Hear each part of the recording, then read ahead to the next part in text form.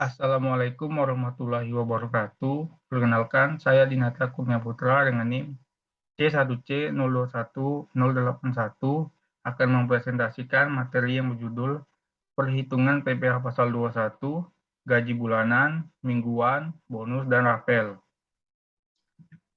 Langsung saja kita memasuki pembacaan materi. Sebelum itu, saya akan menjelaskan sedikit apa itu pegawai tetap. Jadi pegawai tetap adalah pegawai yang menerima atau memperoleh penghasilan dalam jumlah tertentu secara teratur, termasuk anggota Dewan Komisaris dan anggota Dewan Pengawas, serta pegawai yang bekerja berdasarkan kontrak untuk suatu jangka waktu tertentu yang menerima atau memperoleh penghasilan dalam jumlah tertentu secara teratur. Perhitungan PPh Pasal 21 untuk pegawai tetap dibagi menjadi dua kelompok, yaitu yang pertama, perhitungan PPh Pasal 21 atas penghasilan yang bersifat teratur maupun tidak teratur setiap bulan selain bulan Desember atau bulan ketiga pegawai tetap berhenti bekerja.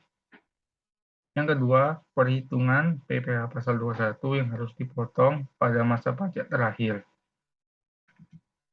Selanjutnya, metode perhitungan PPh Pasal 21. Di sini terdapat tiga metode. Yang pertama, metode gross atau gaji kotor tanpa tunjangan pajak. Gross atau gaji kotor adalah metode pemotongan pajak di mana karyawan menanggung sendiri jumlah pajak penghasilannya. Jadi, pada metode ini, perusahaan akan memotong gaji karyawan setiap bulan sesuai dengan pajak yang harus mereka bayarkan. Yang kedua, metode gross up atau gaji bersih dengan tunjangan pajak. Gross up adalah metode di mana perhitungan PPh Pasal 21 apabila perusahaan menanggung pajak karyawannya dengan memberikan tunjangan pajak. Artinya, gaji karyawan akan dinaikkan sebesar jumlah pajak penghasilan yang harus dibayarkan.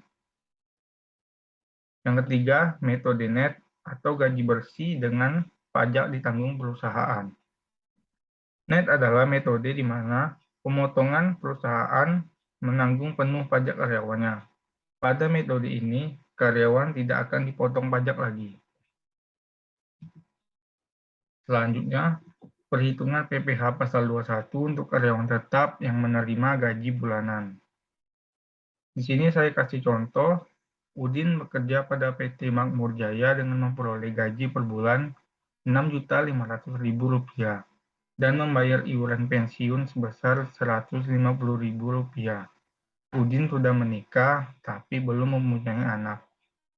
Perhitungannya sebagai berikut, gaji per bulan Rp6.500.000, pengurangannya, yang pertama biaya jabatan 5% dikali Rp6.500.000, dapatlah Rp325.000.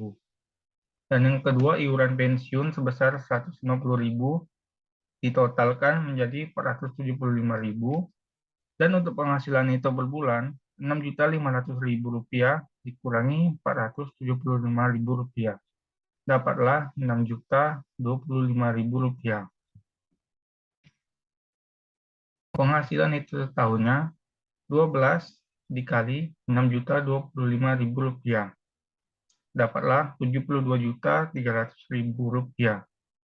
PTKP setahun untuk wajib pajak sendiri sebesar 54 juta dan tambahan wajib pajak menikah 4.500.000 ditotalkan menjadi 58.500.000. Dan penghasilan kena pajak setahunnya 72.300.000 dikurangi 58.500.000, dapatlah 13.800.000. PPh Pasal 21 terhutang 5% dikali 13.800.000, dapatlah Rp690.000.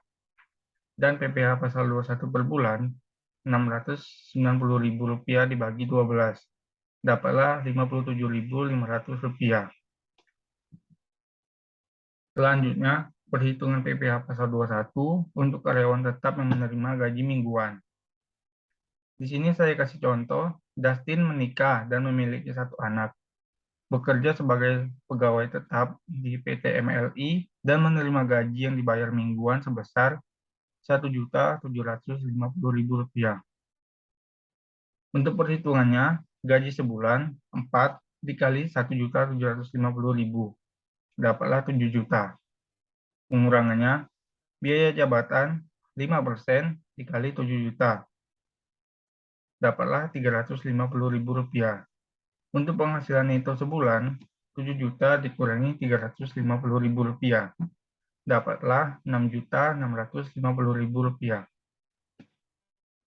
Untuk penghasilan neto setahun, Rp6.650.000 dikali 12, dapatlah Rp79.800.000. PTKP setahun untuk diri wajib pajak sebesar 54 juta, tambahan wajib pajak menikah Rp4.500.000, dan tambahan satu anak Rp4.500.000.